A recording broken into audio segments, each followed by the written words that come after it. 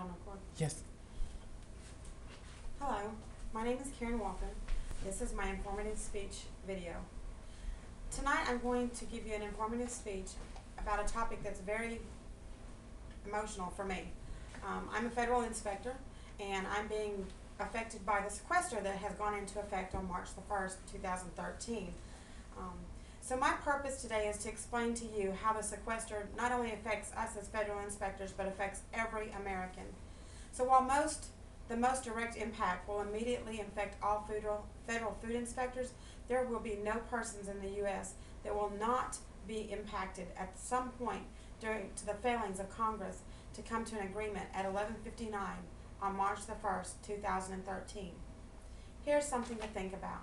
Since 9/11, the United States has greatly increased our nation's security due to the terrorist attacks in the air, in the sea, at our borders, and even in our food supply.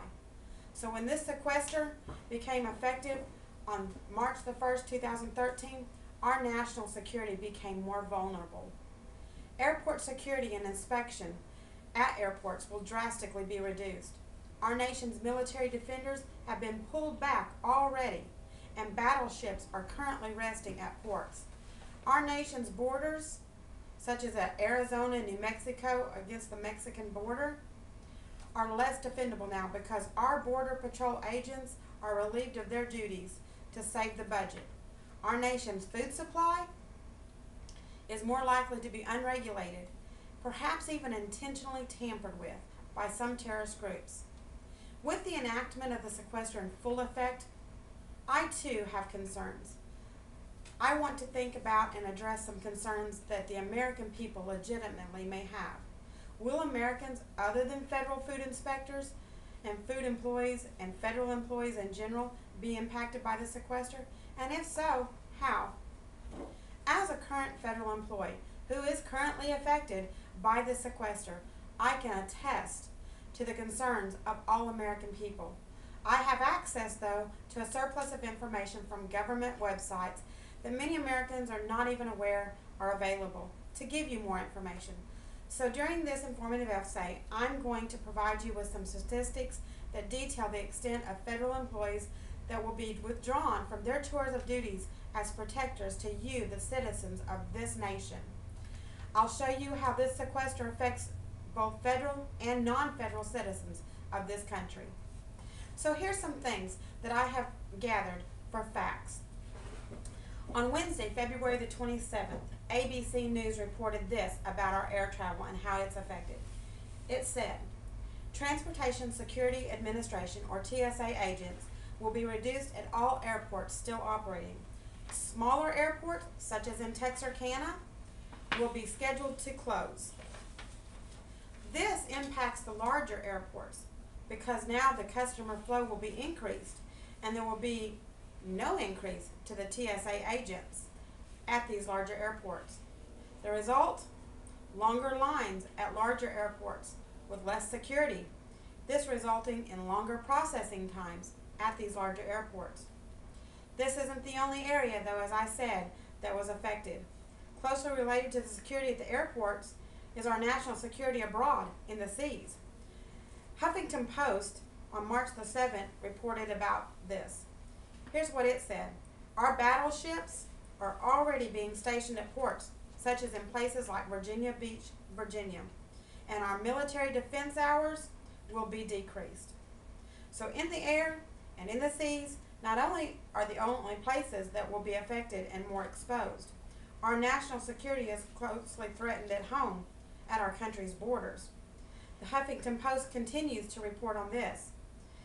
It said that the Immigration and Customs Enforcement, or ICE agents, have released 2,000 illegals since February the 15th. That, to me, is an astounding number.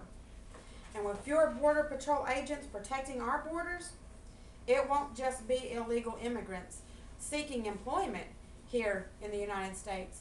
Many of those that were the 2,000 illegals that were released as of February 15th till present were in jail for drug trafficking due due to be exported and expedited back to the Mexican country.